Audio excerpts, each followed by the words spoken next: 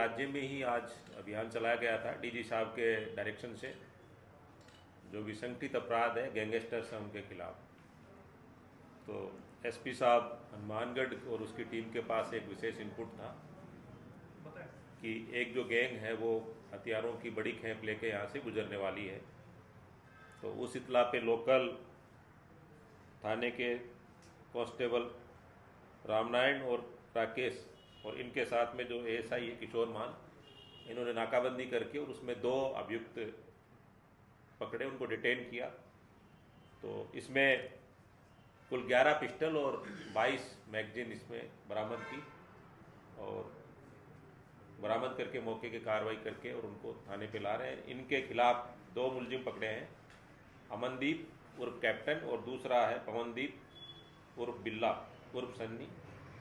ये दोनों फरीदकोट के रहने वाले हैं और दोनों के खिलाफ ही प्रकरण दर्ज है। अमनदीप के खिलाफ मारपीट के हैं, लेकिन दूसरा जो पवनदीप है उसके खिलाफ आर्म्स एक्ट के, गैंगस्टर एक्ट के कई प्रकरण दर्ज है। ये हथियारों की जो सप्लाई है वो किसी दूसरे व्यक्ति को, विशाल उर्फ भैया को करने जा रहे थे और इसके माध्यम से ये कोई बड़ी वारदात करने के फिराक में थे। पंजाब में किसी गैंग के खिलाफ वेपन्स का यूज कर रहे थे, लेकिन इस कार्रवाई से जो है एक बड़ी वारदात को हनुमानगढ़ पुलिस ने प्रिवेंट किया है, वरना इतनी संख्या, बड़ी मात्रा में हथियार और आर्म्स एमुनेशन के माध्यम से काफ़ी लोगों को ये मार सकते थे।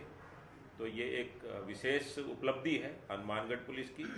और यहाँ जो जिन्होंने अच्छा काम किया है उनको एसपी साहब से रिक्वेस्ट करेंगे कि उनका विशेष पदोन्नति के लिए प्रस्ताव भिजवाएं।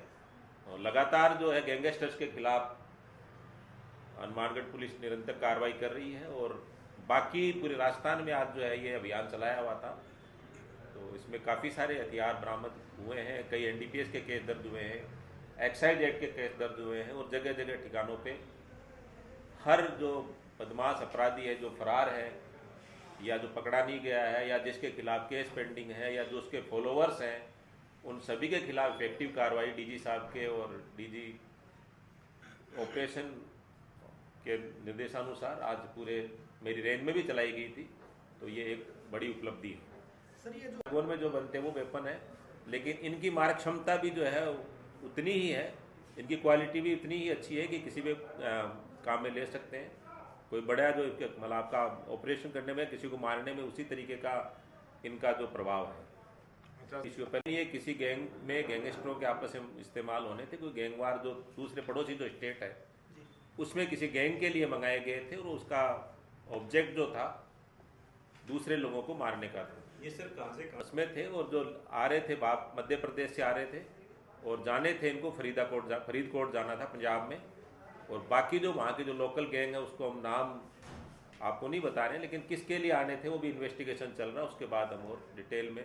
क्या दोनों बदमाश? अमनदीप के खिलाफ मारपीट के दर्ज है और दूसरा जो पवनदीप है उसके खिलाफ आर्म्स एक्ट के और गैंग केस के भी केसेस दर्ज हैं।